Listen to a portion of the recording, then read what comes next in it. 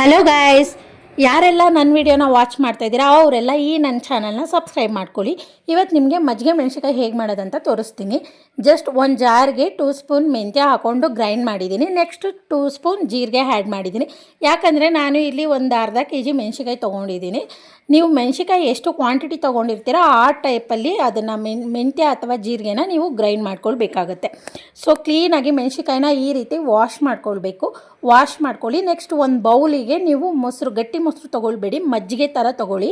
ಸ್ವಲ್ಪ ತೆಳು ಇರಲಿ, ಮಜ್ಜಿಗೆ ಥರ ತೊಗೊಂಡು ಅದಕ್ಕೆ ಸ್ವಲ್ಪ ಸಾಲ್ಟ್ ಆ್ಯಡ್ ಮಾಡಿ.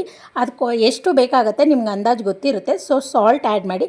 ಆಮೇಲೆ ನೀವೇನು ಗ್ರೈಂಡ್ ಮಾಡಿರ್ತೀರಲ್ಲ ಆ ಪೌಡ್ರನ್ನ ಅದೇ ಮಜ್ಜಿಗೆಗೆ ಆ್ಯಡ್ ಮಾಡಿ ಅದು ಕ್ಲೀನಾಗಿ ಬ್ಲೆಂಡ್ ಆಗಬೇಕು. ಅದೇ ಥರ ಮೊಸರಿಗೆ ಅದನ್ನು ಕಲಿಸ್ಕೊಳ್ಳಿ. ಫುಲ್ಲು ಬ್ಲೆಂಡ್ ಆಗಬೇಕು. ಪೌಡ್ರು ಮತ್ತು ಸಾಲ್ಟ್ ಏನಿದೆ ಅದೆಲ್ಲ ಮಜ್ಜಿಗೆಲಿ ಕ್ಲೀನಾಗಿ ಬ್ಲೆಂಡ್ ಆಗಬೇಕು. ಆದಮೇಲೆ ನೀವು ಸೋರಿಟ್ಟಿರೋ ಮೆಣಸಿಕಾಯಿನ ತೊಗೊಂಡು ಜಸ್ಟ್ ಒಂದು ಸೈಡಲ್ಲಿ ಮಾತ್ರ ಅದನ್ನು ಓಪನ್ ಮಾಡ್ಕೊಳ್ಬೇಕು. ಒಂದು ಸೈಡ್ ಅಂದರೆ ಫುಲ್ ಡೆಡ್ ಎಂಡ್ವರೆಗೂ ನೀವು ಓಪನ್ ಮಾಡೋಗಿಲ್ಲ.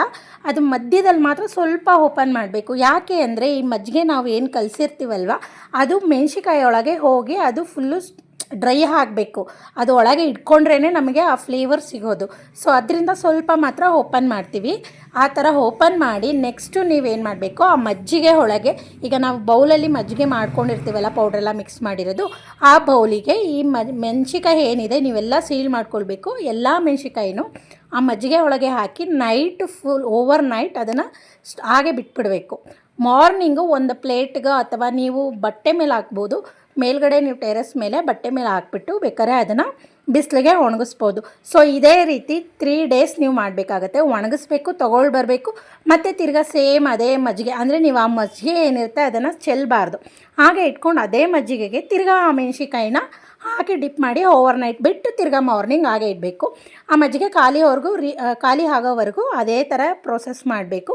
ಅದಾದಮೇಲೆ ನೀವು ಲಾಸ್ಟ್ ಒಣಗಿಸ್ತೀರಲ್ಲ, ಸೊ ಫುಲ್ಲು ಡ್ರೈ ಆಗಿರಬೇಕು. ಅದು ಸ್ವಲ್ಪ ಹಿಂಗೆ ಮುರಿದ್ರೆ ಕ್ರಂಚಿಯಾಗಿ ಬರಬೇಕು. ಈ ರೀತಿ ಒಂದು ಮೆಣಸಿಕಾಯಿನ ನೀವು ಬಿಸಿಲಿರೋ ಟೈಮಲ್ಲಿ, ದಸರಾ ಬಿಸಿಲು ಅಥವಾ ಬೇಸಿಗೆ ಬಿಸಿಲು ಬರುತ್ತಲ್ಲ ಆ ಟೈಮಲ್ಲಿ ಈ ರೀತಿ ಒಂದು ಮಜ್ಜಿಗೆ ಮೆಣಸಿಕಾಯಿನ ನೀವು ಮಾಡಿಟ್ಕೊಂಡ್ರೆ 1 year ಆರಾಮಾಗಿ ಸ್ಟೋರ್ ಮಾಡ್ಬೋದು. ಮೊಸರನ್ನ ಆಗಿರ್ಬೋದು, ರಸಮ್, ಈ ರೀತಿ ಏನಾದರೂ ಮಾಡಿದಾಗ ಅದ್ರ ಜೊತೆಗೆ ಸೈಡ್ಸ್ಗೆ ಈ ಮಜ್ಜಿಗೆ ಮೆಣಸಿಕಾಯಿ ತುಂಬ ಚೆನ್ನಾಗಿರುತ್ತೆ. ಯಾಕಂದರೆ ಇದು ಮೆಂತ್ಯ, ಜೀರಿಗೆ, ಸಾಲ್ಟು ಜೊತೆಗೆ ಮೆಣಸಿಕಾಯಿ ಖಾರ ಎಲ್ಲನೂ ಕೂಡ ಮಿಕ್ಸ್ ಆಗಿ ಮೊಸರನ್ನ ಜೊತೆಗೆ ಮಾತ್ರ ತುಂಬ ಚೆನ್ನಾಗಿರುತ್ತೆ, ಆಸಮಾಗಿರುತ್ತೆ. ನೀವು ಬೇಕಾದ್ರೆ ಟ್ರೈ ಮಾಡಿ ನೋಡಿ. ಮಾತ್ರ ನೀವು ಮಾಡಿಲ್ಲ ಅಂದರೆ ಮಿಸ್ ಮಾಡ್ಕೊಂಡ್ರಿ ಅಂತಲೇ ಅರ್ಥ. ಸೊ ಹಪ್ಳದ ಜೊತೆಗೆ ಇದೇ ಥರ ಒಂದು ಮೆಣಸಿಕಾಯಿ ಇದ್ದರೂ ಕೂಡ ಚೆನ್ನಾಗಿರುತ್ತೆ. ಈ ಮೆಣಸಿಕಾಯಿನ ನೀವು ಬಿಸಿಲು ಟೈಮಲ್ಲಿ ಮಾಡಿದ್ರೆ ಬೆಟರ್ ಅಂದ್ಕೊಳ್ತೀನಿ. ಯಾಕಂದರೆ ಕ್ಲೀನಾಗಿ ಡ್ರೈ ಆಗುತ್ತೆ, ಕ್ರಿಸ್ಪಿಯಾಗಿ ಬರುತ್ತೆ. ಈ ರೀತಿ ಬಿಸಿಲಲ್ಲಿ ಒಣಗಿಸ್ಬೇಕು. ಅಲ್ಲಿ ನೋಡಿ ಸ್ಕ್ರೀನ್ ಮೇಲೆ ತೋರಿಸ್ತೀನಿ ಅದೆಷ್ಟು ಕ್ರಂಚಿ ಆಗಿರುತ್ತೆ ಅಂದರೆ ಮುರಿದ್ರೆ ಸ್ವಲ್ಪ ಅದು ಹಪ್ಪಳ ಟೈಪಲ್ಲಿ ಇದಾಗುತ್ತೆ. ಆ ರೀತಿ ಅದು ಚೆನ್ನಾಗಿ ಒಣಗಿಸ್ಬೇಕು. ಒಣಗಿಸಾದ್ಮೇಲೆ ಒಂದು ಚಿಕ್ಕ ಬಾಣಲಿ ತೊಗೊಂಡು ಲೈಟಾಗಿ ಸ್ವಲ್ಪ ಎಣ್ಣೆ ಹಾಕಿದ್ರೆ ಸಾಕು. ಸೊ ಸ್ವಲ್ಪ ಎಣ್ಣೆ ಹಾಕಿ ಅದನ್ನು ಮೆಣಸಿಕಾಯಿ ಹಾಕಿ ಫ್ರೈ ಮಾಡಿ ಮೊಸರನ್ನ ಜೊತೆ ತಿಂತಾಯಿದ್ರೆ ಮಾತ್ರ ಸ್ವರ್ಗ. ನಿಜವಾಗ್ಲೂ ನೀವು ಟ್ರೈ ಮಾಡಲೇಬೇಕು ಗೈಸ್. ಟ್ರೈ ಮಾಡಿ, ನನ್ನ ಚಾನಲ್ ಸಬ್ಸ್ಕ್ರೈಬ್ ಮಾಡಿ, ಹೀಗೆ ನನ್ನ ಚಾನಲ್ನು ಕೂಡ ಬೆಳೆಸಿ ಅಂತ ಹೇಳ್ತೀನಿ. ಈ ಒಂದು ವಿಡಿಯೋ ನಿಮಗಿಷ್ಟ ಆಗಿದ್ದರೆ ಸೊ ನನಗೆ ಕಮೆಂಟಲ್ಲಿ ತಿಳಿಸಿ. ಈ ಒಂದು ಮಜ್ಜಿಗೆ ಮೆಣಸಿಕಾಯಿನ ನೀವು ಮಿಸ್ ಮಾಡಲೇಬೇಡಿ. ಬೇಸಿಗೆ ಟೈಮಲ್ಲಿ ನೀವು ಮಾಡಿಟ್ಕೊಳ್ಳಿ. ಮತ್ತು ಇದೇ ರೀತಿ ಬೇರೆ ಬೇರೆ ರೆಸಿಪಿಗಳನ್ನ ತೋರಿಸ್ತೀನಿ. ಸೊ ನನ್ನ ಚಾನಲ್ನ ಸಬ್ಸ್ಕ್ರೈಬ್ ಮಾಡಿ, ನನಗೂ ಕೂಡ ಸಪೋರ್ಟ್ ಮಾಡಿ ಅಂತ ತಿಳಿಸ್ತೀನಿ. Thank you guys.